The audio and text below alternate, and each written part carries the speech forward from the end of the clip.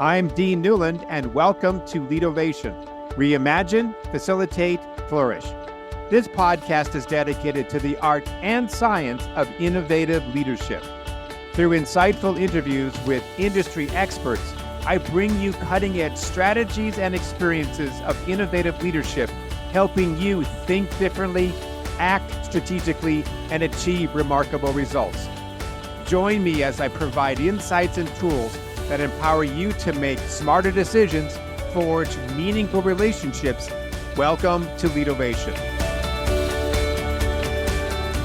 So in 2022, our little company, Mission Facilitators, turned 30 years old, and we were struck by what do we do to make note of this momentous occasion? And we thought about a lot of things, but we decided to come up with an award that we called the Excellence in Leadership Award. And we've now awarded two other awards the last 2 years. One to a guy named Tim O'Neill, who is the CEO of Goodwill of Central and Northern Arizona, and a guy up in Minneapolis by the name of Brian Murray, who is the CEO of a large construction company called Ryan Company. And this year, coming up in July, we had to make the decision, who are we going to give this award to this year? And Whitney Sanchez, you were an obvious choice, not only because you and I have become very well acquainted over the last couple of years, but because of the work that you've done as the Chief Culture Officer over at ASU's Enterprise Technology Department. And you've got a wide variety of experiences that have spanned many, many years. And you're in the process of writing a book. And you're also, as I understand, in the process of transitioning out of ASU to a new phase of your life. So first of all, congratulations. I'm very touched by the fact that you are this year's recipient. I think your work has been extraordinary.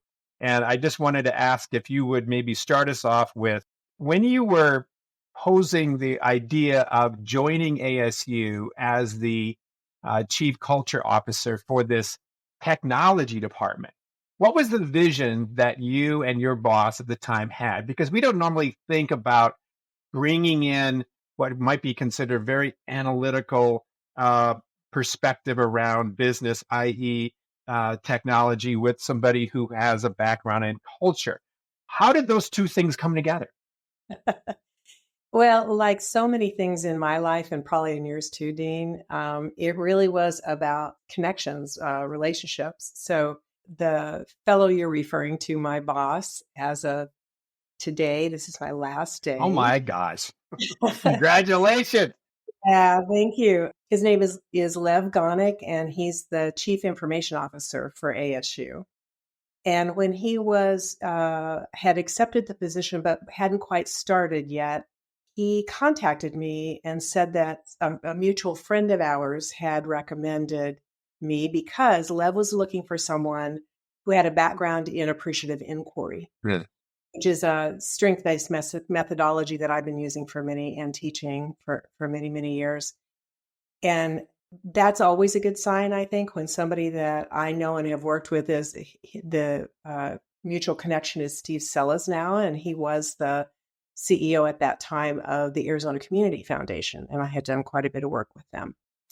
So Lev and I met for coffee, and boy, did we hit it off. We had all kinds of people and experiences and methodologies and models for the world in common. And so we started our relationship with me consulting, working with his senior leadership team and beginning the process of helping them create what's called in appreciative inquiry, a positive core.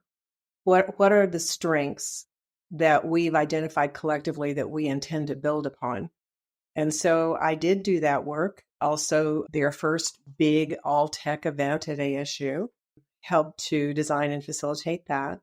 And before that event actually took place, about a week before, he approached me and said, would you consider, I would love to have you come inside and be part of this culture change from the inside out. And so that is my approach in life in general, is that the change for individuals, I have a background in psychotherapy, the change for individuals and for groups and teams and for whole systems really has to come from the inside out. it needs to be supported from the top. Sorry, Dean, go ahead. Oh, absolutely. And we've talked about this before, of course, how important that sponsorship is. But what was the reason why Lev wanted the culture to change? Hence your work and its value. Lev's been in the world of high tech for a long time, for IT for a long time, and he had the experience in several different roles that he had, both as CEO of a nonprofit that he started and also as the CIO at Case Western Reserve University, which is where Appreciative Inquiry was born. Sure.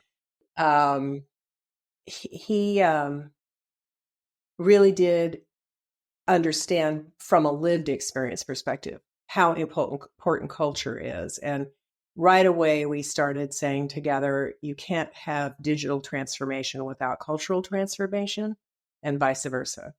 So that has been kind of the ground that we stand on together. Is it's very reciprocal. It's like an infinity sign of Mobius, that when you've got high tech coming in and it's going to change everything, got to take the lessons from what's happening out there inside and do the high touch work that's necessary for the individuals and the groups to transform.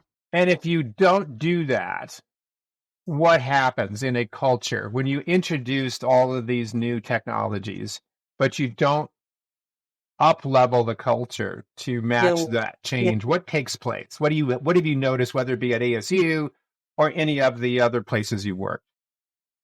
well, if you think of it in terms of raising awareness, raising consciousness, if you haven't done intentional cultural work, there will be some people who are understanding this intersection I was just talking about between digital and cultural transformation, and they will work hard to make sure that the products that they're creating are human centric and align with the values that we have, at ASU. In the case of ASU, it's aligns with the charter, which really is about including those who have been excluded elsewhere. We are known for whom we include rather than whom we exclude, and doing work, research, and the work to create societal benefit and serve the communities. So if what we're doing, if what an organization is doing doesn't align with all of that, it's really going to go off the rails. The And so then what sort of things have you done in your tenure at ASU as the chief culture officer for ET that has been a part of this cultural transformation? That would be maybe the first question. And the follow-up to that would be is what have you noticed as the benefits to all this work? Mm. Well, the where I started once I came inside and was now the chief culture officer. Of course, I started by listening and getting as much understanding of where people were and what was up with them. And that listening took place across the first couple of weeks. And I quickly realized that there was some readiness, some ripeness for creating something from the inside out. So what I did was establish a group called Culture Designers, and I invited specific people that had shown up and told me they were interested, but also put out an open invitation to everybody at Enterprise Technology to come join us in that work. And that group really did the work. And we used a model that I've been using for many years in my consulting work to take us on a journey to understand what it is that we want to preserve that's present in the culture. What is it we want to change and let go of? What is our vision for the future? What does the culture that we want really look like and feel like? And then what are the actions how are we going to design? What kind of people do we need? What kind of form does it take? Turns out they wanted a community of practice, which we establish. And then what are the actions that people need to take, and how will we preserve and create some, what I call perpetual evolution, just continuing the work as we go.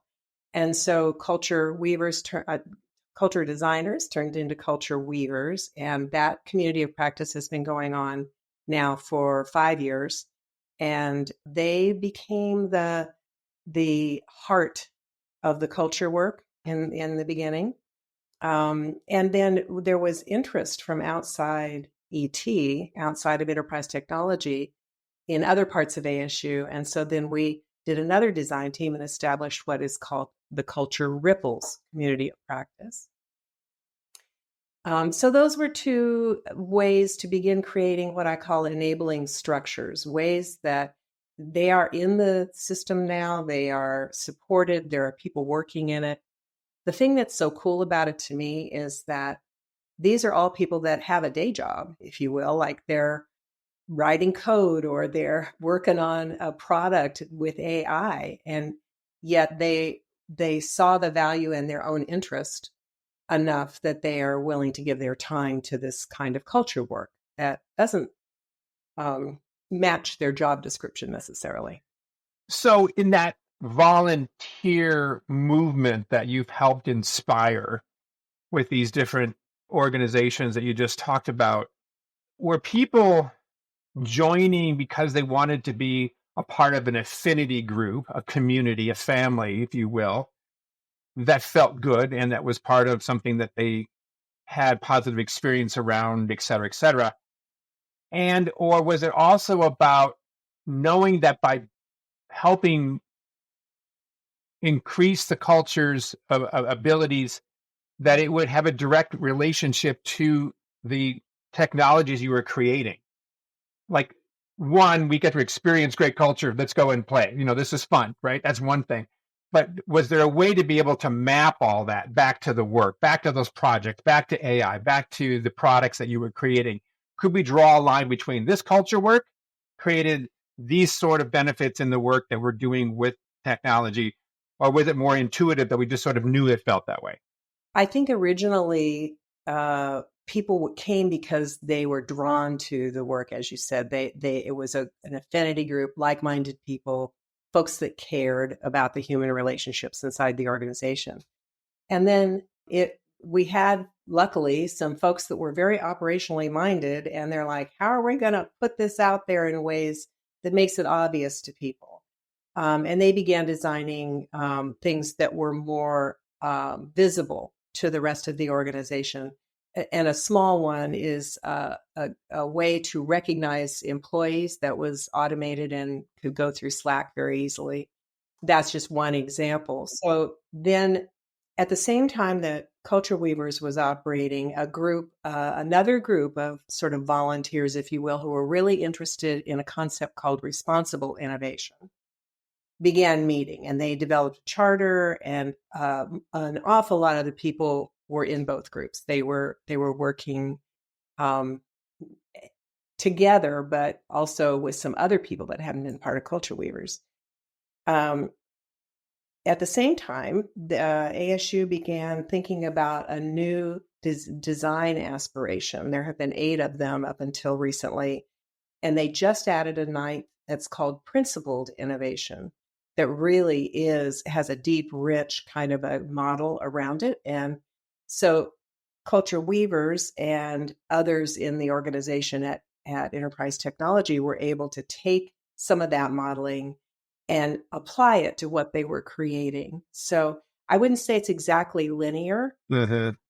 Say it's rippling, it rippled out from the core of people that got what the culture is. And the other enabling structure, really, I'm going to go back to the positive core. We have had some revisions of it, but right now it stands at having 5 core values. And we did culture check-in surveys a couple of times a year to see how we were doing. Were people feeling like they were in alignment? And how did they feel about leadership? How did they feel about the collaborative possibilities, that sort of thing? And those scores have been just amazingly good and continue to increase. We were at the point, the last one we did, where there's not much room left for the quantitative number to go up, because the scores have been that high. But it's an important thing to do. Is this work that we're doing really making a difference in people's day-to-day, and also in how they work together to create? A lot of people that I've been able to talk to lately are talking about AI, talking about technology and its effect on leadership, on teams, on culture. It's the biggest disruption we've had since the 60s with the advent of computers. It's a game changer, what's going on right now, obviously in education.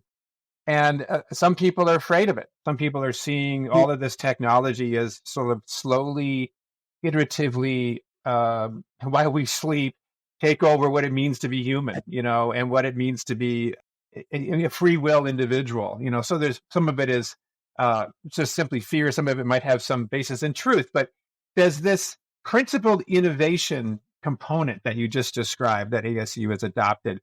Is it addressing the sort of the moral Yeah. ramifications of technology, and how is it doing that? Is there almost like is it a committee that sits back and we look at the kinds of technologies that we're creating and looking at it from a value perspective, a human-centric perspective? What's that process like? Well, it's like many things at Arizona State University in that it's not mandated. It's a design aspiration. And Yeah. what that means for the people that are designing things is when they are going through their process, they're looking at all the aspirations and see if there's some alignment. Sometimes it's not aligned with every single aspiration, but in this case, there's enough of a model, as I said before, and you use the term moral. That was a very strong emphasis in the development of this, what became a design aspiration. There's an entire program in K through 12 education now that is also taking this principle of innovation up. The folks that developed that were at Mary Lou Fulton Teachers College, and I had the privilege before I came inside ASU of being a consultant early on in the process as they were working with that as well. So I know what they were struggling with and what they were aspiring to. So they were aspiring to create something that would enable a distributed adoption. So not a mandated, you have to do this kind of an adoption, because honestly, that doesn't work. But a way for people to latch on if it was something that they could see value in, and that more and more people would grow in. And basically through that distributed process, that's how it becomes part of the zeitgeist in the organization, Yeah. is that enough people have started thinking about it and using it in their work.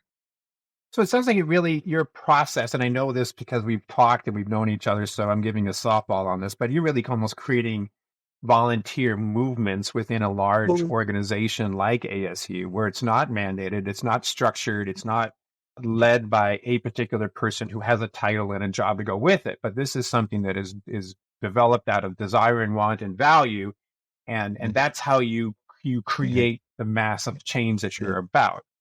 Yeah, Yeah. that's exactly right. Okay. What sort of recommendations or tips would you give other organizations, not necessarily ASU, but you've had a long career, you've done a lot of really interesting things. You didn't just work at ASU, you worked with other organizations. You've had your own practice. What has been some of the key insights, or a couple of them, that you think others should know about who are interested in encouraging the development of their own culture? Okay, well, the first thing I'd recommend is starting with oneself. Good. And so a lot of what I do in beginning to introduce concepts, et cetera, to an organization is about taking people on their own journey enough that they start to get in touch with their own core, their own values that are actually guiding them, whether they knew it or not. And to be just a strong advocate for increased self-awareness and responsibility for one's own behavior. So leaders, they know this. I mean, there's plenty of literature out there about this. And yet it's not such an easy thing to do under the kind of pressures that many of them are experiencing on a daily basis. The level of anxiety sometimes is so high that you have to be a pretty developed person not to sort of take that out on others. But it is really critical that leaders have that the ability to self-manage and the ability to be looking for what is the higher purpose in this thing that we're doing and articulate that. Sometimes we call that vision. But in my mind, the group creates the vision. The leader inspires to the vision.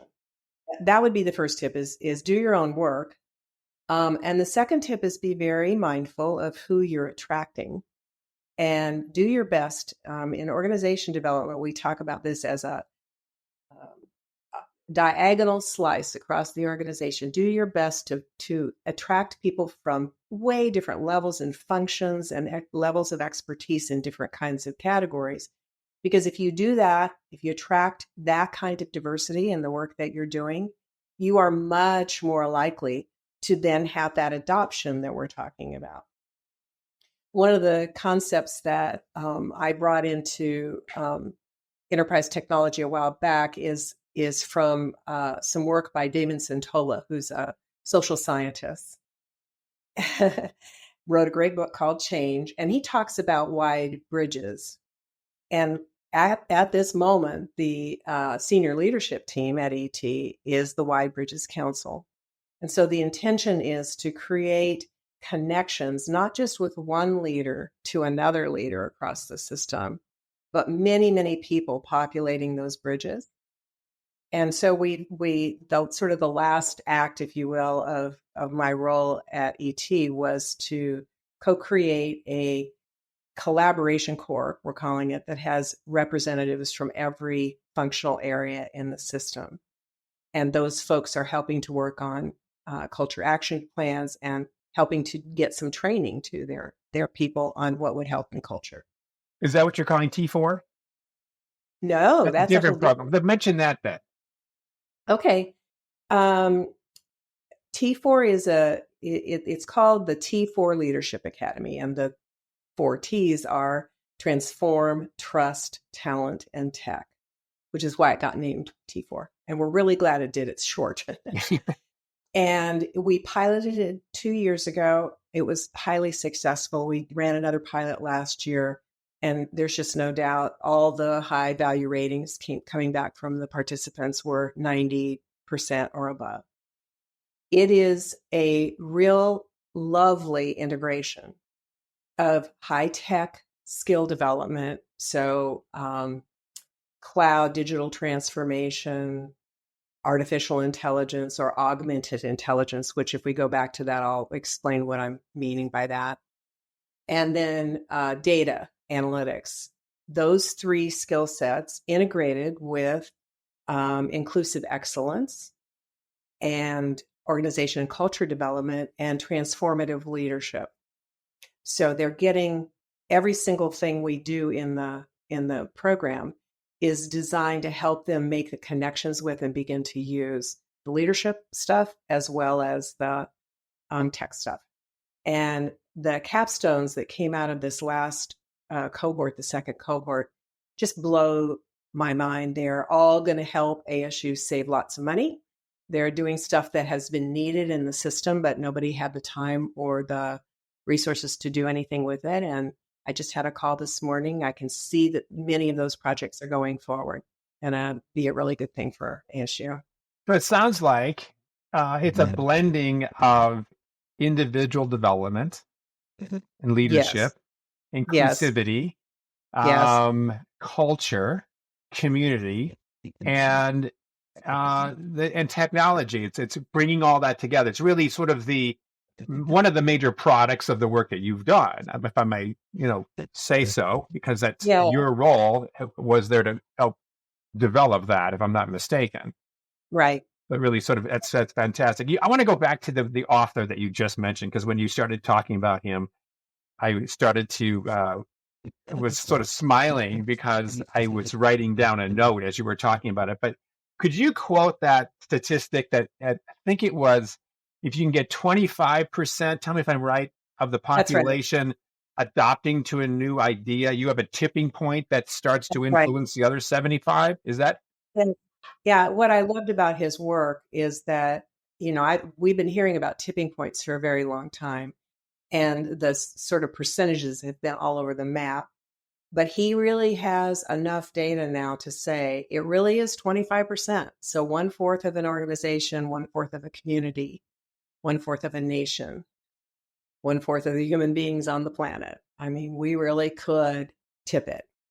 And the tip is moving from a mindset to another mindset, or an That's adoption of a new idea that gets us to a point where we can take action, or something along that line. That's the point by Mhm. which it has its own momentum, that it doesn't need an external force to continue to build it. It happens on its own. That's right. Nicely described. If you look at what happened with the introduction that OpenAI did of ChatGPT, it took practically no time to hit that 25%, much less way higher percentage of adoption. That seemed like it was a thing that you heard about on the news, and all of a sudden everybody's doing it. Okay, almost overnight. That's right.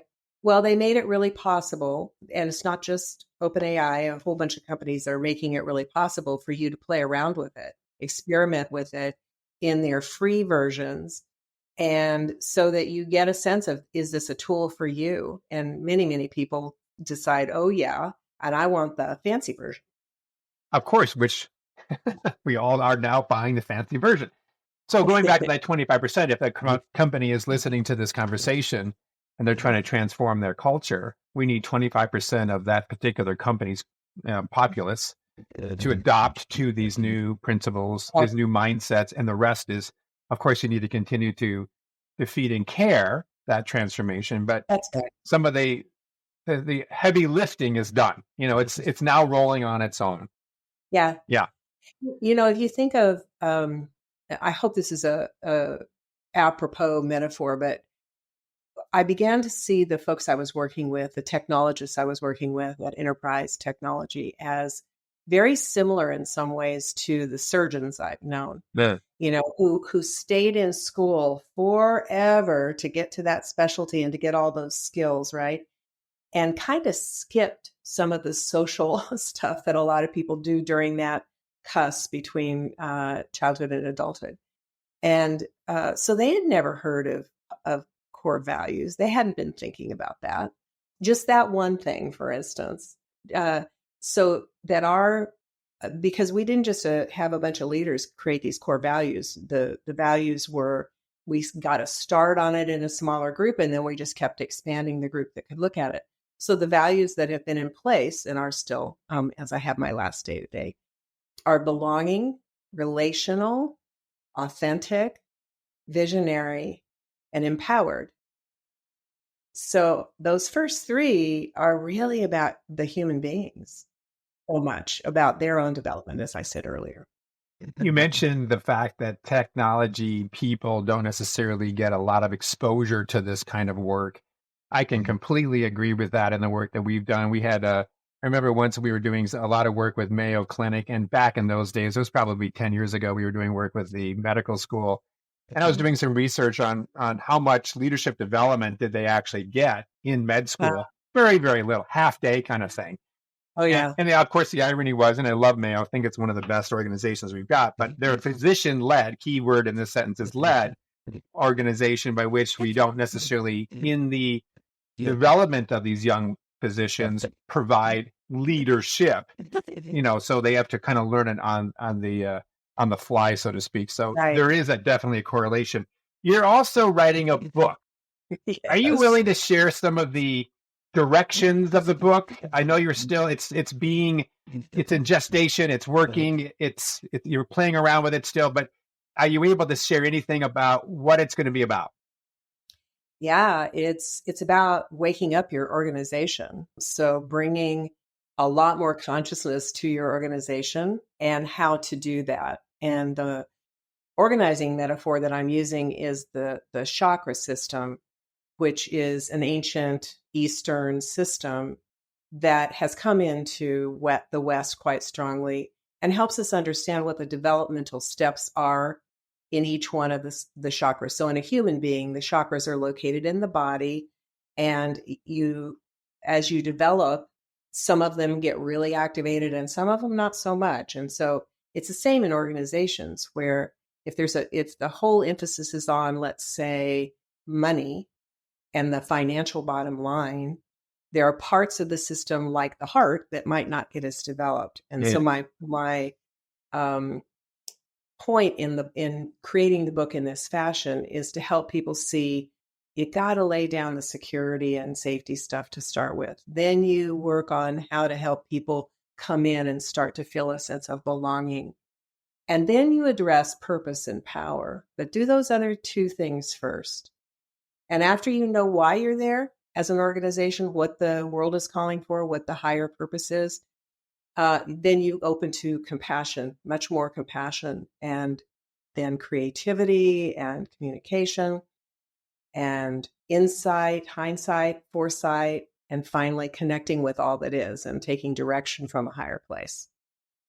I haven't read your book yet. We've talked about it, but would a smart person, a industrious person read your book and go, and I'm going to start a new business, or we're going to transform our company. Could they take this process that you're talking about right now and follow it almost as a roadmap to transforming their culture? Roadmap's actually a pretty good description of it, I think. It's in my mind, it's not necessary to be so linear about it. Because some organizations, I have consulted with just every kind of organization you can imagine. So some of them that are very heart-centered, that do work to help individuals, for instance, may not have developed that safety security thing, and they go out of business because they didn't take care of that. I do provide samples of some tools that can help them with each one of the chakra developments. So I think that will be helpful. It's not meant to be a cookie cutter, of course. It's meant to, as you said, to be more like a map. And who is the book written for? Leaders of all kinds. So, and in my world, in my consciousness, we are all leaders. At the very least, we are leaders of our own life. And we all, as was, I think, very well proved at Enterprise Technology, we all have a role to play in leadership within organizations. It doesn't have to be out front. You don't have to have a position that says you're a leader in order to be a leader. So it's meant for people who are aspiring to another kind of organization that is much more awake and serving people, having enough prosperity to do that, and is also connected to the planet, that what they're doing is good for our home. It's great. So I want to go back to ASU for a moment here. And this is an important day because it's your last. Yeah. It's got to be, there's got to be a lot of mixed emotions. There's some letting go. There's a new chapter beginning to take place. And so I know you're also a humble person, but I'd like for you to think about what you would say, others would say, is your legacy at ASU. Wow, that is a very hard question. We just had a lovely retirement celebration on Monday, and the word that was most often used was love. So I think there is much more love there. It's not because I am this big, powerful, loving being. It's that through that love and that connection and so much energy that was put in, things are very different. I think one of the most powerful responses I got when I said I was going to retire was someone who had left this organization and gone to others and come back. And so she had a sense of what the differences are, and she articulated those and said, it's clear that this is a different kind of a place. It's like moving to a country that you visited 20 years ago that hadn't been developed, and now all of a sudden here's this vibrant energy in the system. That's fantastic. And I hope I've also made it more evident to people that they are leaders, and they do have a responsibility to the shared experience that we're all having in the workplace. We spend way more of our time there than we do anywhere else. That's why I'm writing the book about organizations, because I really believe organizations are sort of the container or the space in which we do all this human work. And if we can get that right, I think it definitely ripples out.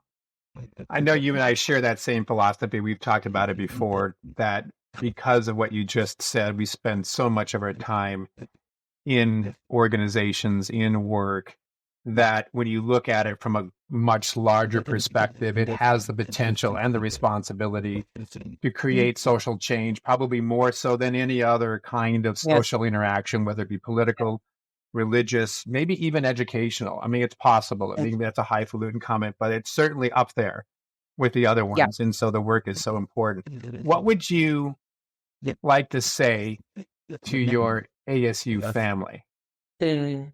on your final day? Oh gosh. Well, I have been saying it. I sent a message out last night and I've been, contacting people as I go. It's just been a privilege and truly a pleasure to be able to have the position and the support for sure, but also the sort of outpouring of interest that came forth fairly quickly when I got there, and that we did it together. It wasn't me. I had a role, and that's part of what leaders, in my mind, do is they have a certain role to try to make it easier for people to, remove obstacles, to find the opportunities that maybe aren't visible to everybody else. But it was all of us together that created this, what I call a conscious collaborative culture. Hmm. And as you think about that, today's your last day. Tomorrow morning, you'll wake up. It's another chapter. What are you looking forward to?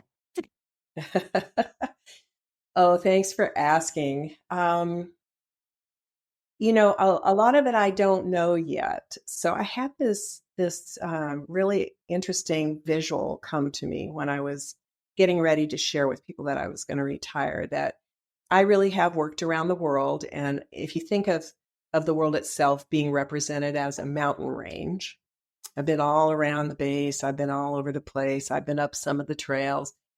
But in this case, in this ASU case, I really had an opportunity to climb pretty high up onto the mountain. And what I could see eventually when I was getting this image was there was a gate up at the top. I don't know if you've been up to summits, but sometimes that is the case. There's Mhm. something up there you can see from far away, but you don't really know what it is. I could see a gate with some letters, couldn't see what it said. So I got closer to it and I was at a place where I could turn around and look at where I'd come from. So that's all the people I'm talking about now, all the people I've been connected to who have done such amazing work. I see all of them there. And then when I get to the gate, it actually says retirement, which when I saw that, I was surprised. It came to me just The- about like that. When I opened the gate and stepped through that threshold, there is just, of course, like you're high on a summit, there's all this visibility out into this openness. And there are things out there. I can see some things. I have a few that I know of, like the book. I'm looking forward to that very much, getting that completed, having the time to let it write itself, because that's pretty much the way it's going. yeah. It has a life of its own. I'm looking forward to speaking on some topics that are very important to me that have been forming up for many years of my career, about the surprising hidden power of feminine energy in multi-billion-dollar businesses, for instance, and AI meets ancient wisdom, Oh, that kind of stuff. So I'm looking is that the forward to name of that. is that a name of one of your keynotes you're developing? Yeah, yeah, Is it? It has to be. That's got yeah, a it got a great ring to it. I love it. yeah. Thank I you. really love it. So that is what I'm trying to do, is integrate as much as I can. And another thing that's out there in the field is, my husband retired last December, and we're going to be taking lots more trips than we've been able to. Looking forward to that. I'll be gone a lot in August, and we're going international in November. Time with my kids and my grandkids to Mm, just be a grandma, more than I have been able to, too. We have a very close family, and I haven't had days on end to just go hang out with them. So I will have some of that. mm. Well, Christine, I'm so proud of you, and I'm so pleased about having the opportunity to get to know you. You and I think, met through a connection at ASU, if I'm not mistaken. No, it Was was it? somebody else. Was it Yeah, somebody else? I don't know how we connected, but we've sort of been working together on and off, I think, for the last couple of years. And I will say that I'm noticing your transformation and what you've been able to do at ASU in the work that we've done on the periphery has been absolutely noticeable and appreciated. I have a perspective that most of us only really understand about 30% of the influence we have on other people. The other really, 70% we're completely uh, blind to. And I will say that the interactions that you and I have had in the work that we've done has not only enriched my life and my ability to understand organizational design and culture, and I think I'm a better coach as a result of our relationship, but there are so many other people that I've been able to sort of be a conduit of your ideas to send off to them that you will never know. And I uh, won't even know that they know it either, but I know it's out there in the ether. So I feel like a conduit to some of your ideas and energy and love to other people. So I just, from the bottom of my heart, am so pleased to know it. I'm going to miss you. I'm going to miss oh, our conversations, and I hope that we stay in touch as with we'll go out and we'll have coffee. We'll go get some good Thai food somewhere. But you've been a tremendous asset to my life and our company, and I love you for it. Thank you. I love you too, and right back to you. You've been a very important part of this journey at ASU. You've contributed a lot to the culture by the work that you've done with the senior team. And certainly as my coach, I really appreciate it. So last but not least, anybody that's listening to this, shout out how they can connect to you if they would like to know more about you. When what's your link? Can they connect with you? LinkedIn? You got a new website. Talk about that, and when you might think the book might come out. So the new website is ChristineWhitneySanchez.com. I hope that makes it easy. And my email address is Christine@ChristineWhitneySanchez.com. I also am definitely on LinkedIn, Facebook, a little bit on Insta, not so much yet, but my son is really encouraging me to get with Yeah. it. So that's how you can find me. And I really hope you do. And then, what was the last question? When do you think this book is going to come out? Oh, the book. Well, I have an internal goal, that nobody else but me is accountable to, that by the end of the summer, I've got the book proposal finished, and which includes several chapters that are already written, and that I've had the conversations I need to have with the publisher I hope to go with. And then we'll see from there what that time frame is. Sometimes with a publisher, it's about a year, and sometimes it's we'll see. Do you have a name yet? Of the book? Yes, or is it something Yeah, you can share? it is. It's Wake Up Your Organization: How Organizations Prosper. Sorry, I don't have the subtitle yet. Don't let me do that. That's So, okay. It's having to do with wake up with your organization, and obviously your yeah. name is going to be on it, so people can look for that. But I predict all these great things that you just talked about with your family and travel, and I want to hear about your international trips and all that kind of stuff. But I really do think you're going to find selective, wonderful national opportunities to speak, more podcasts. I think your book is going to be a big success. I think a lot of people are going to know about you that they don't now know. And you're going to be able to make a big impact on those who have big impact on others. Wow. Thank you. That would be lovely. I appreciate it. You bet. Well, it's been so great. And enjoy tomorrow morning when you don't have to get up at 7. 5. Or 5. Yeah. Yeah. Indeed. That sounds good. Thank you. Bye-bye. Thank you for listening to Leadervation with Dean Newland.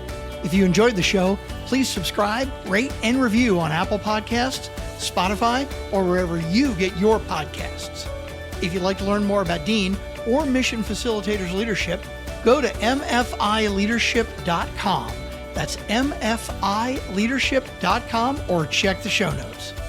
Reimagine, facilitate, flourish.